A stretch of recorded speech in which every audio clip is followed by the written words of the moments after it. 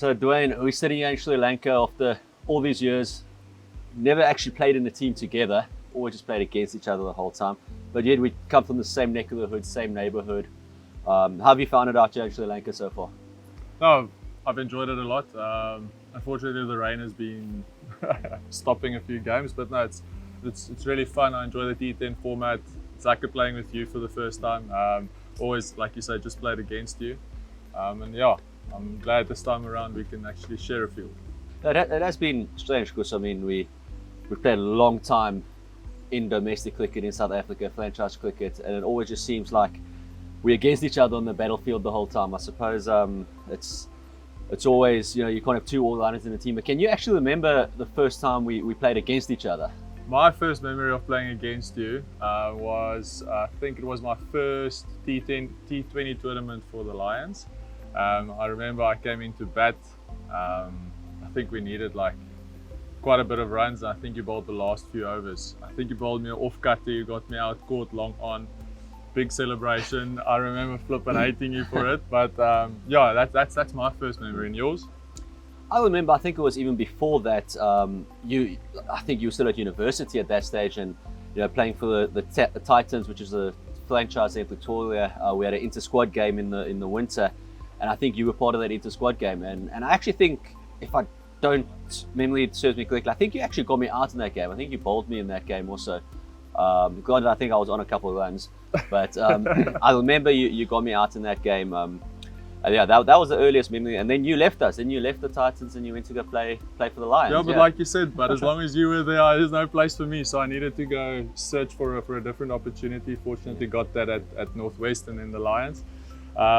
But yeah, no, that's awesome. And you've been a Titans boy for a lot of years now. It's been home for a long time. So yeah. So who would you say influenced your game the most in terms of being an all-rounder, power hitter, bowling at the back end? Yeah. Who do you feel like influenced your career the most?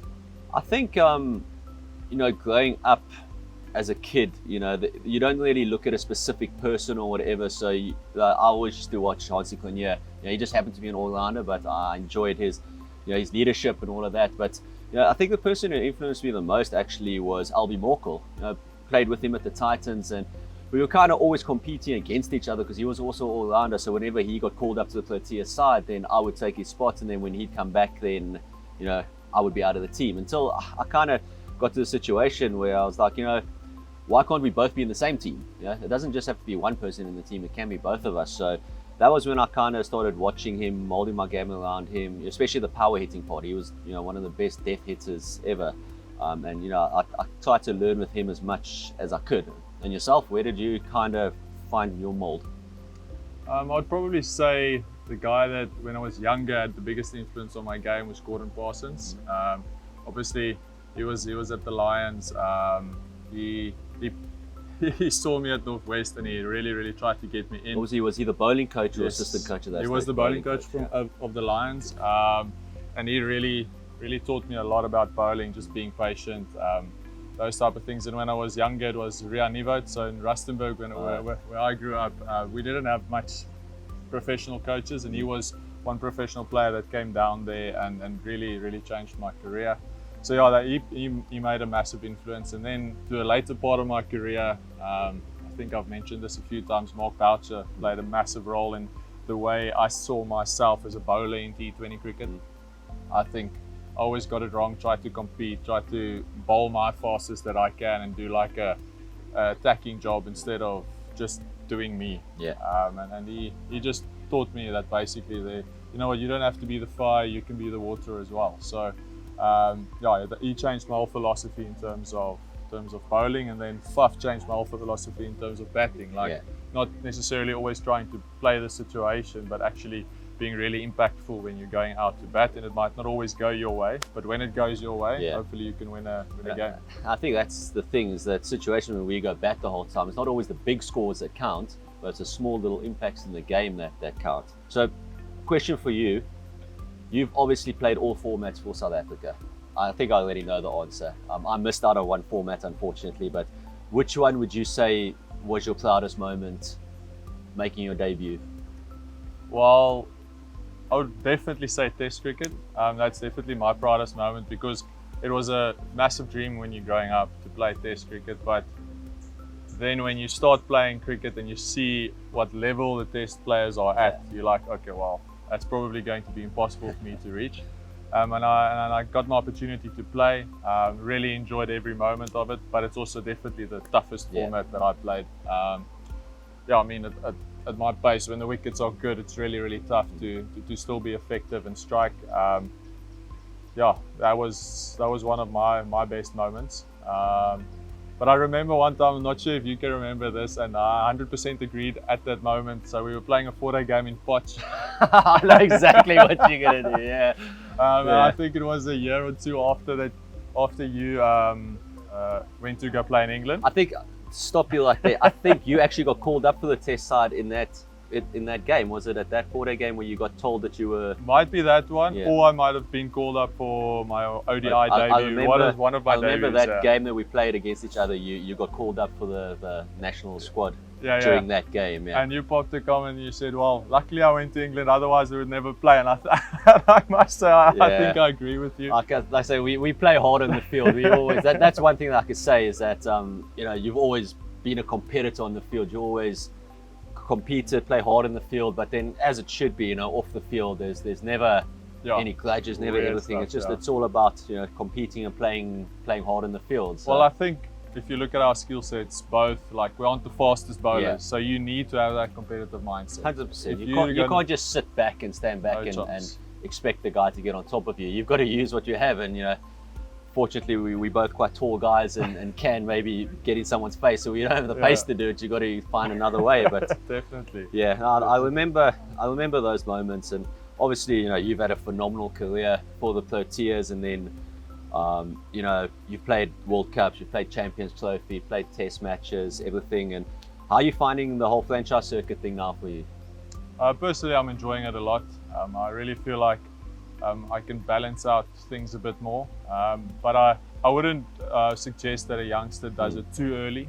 I think when you feel like you've reached your goals, let's say playing for South Africa, playing a numerous amount of games for South Africa, and you feel like it's time, do it. But I must say, every time when I see the Pretorius sing the national anthem, there's definitely a part of me still going like, man, that was unbelievable. Did I make the right decision?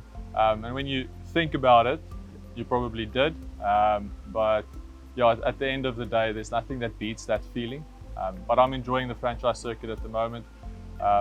Fortunately, just like yourself probably, whenever I played in franchise games or for South Africa, I was always on the fringe, so always under pressure. So that really helped me to go into the franchise circuit, knowing that, if you don't perform this tournament, it could be your last one.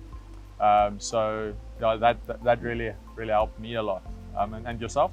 I'm enjoying it also in the sense that like you say, playing for your country is awesome, and I enjoyed. I've played for 2 countries, so that was really cool.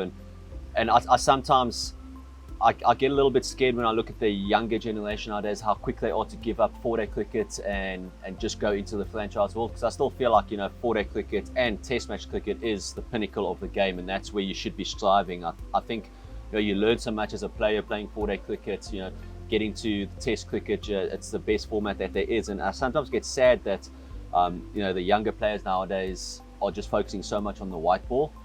But that's the nature of the world that we're in at this stage. But for me, franchise cricket has just been an opportunity to see the world, meet new people, meet different cultures the whole time. I mean, where else would we be able to sit on a rock in Kandy, Sri Lanka, and have a conversation like this? It's just amazing that we can be able to do these type of things, and very appreciative. And you alluded to the fact that every single tournament that you're in is an audition for the next tournament. You never know when it's going to end, and I've got that philosophy of just going to go play every single game, every single tournament like it's my last one, and give 100%, and hopefully it goes your way. And if it doesn't, then I've had a semi-decent career, and I've enjoyed myself. So when it all ends one day, then we'll look back with fond memories, I suppose. Yeah, definitely. Was there a toughest moment in your career that you can think of now? And so how did you get past that moment where you really felt like you're up against it?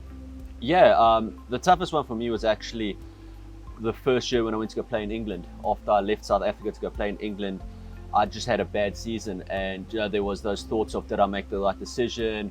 Should I be out here? You know, am I not as good as what I thought I was? Wasn't enjoying the game that much, and it was just one of those moments where I was like, you know, I can either cancel my contract in England and just go back to South Africa and play domestic cricket, or you can try and stick this through. And you know, that was a decision that I made, where I was like, you know what, you've made a commitment.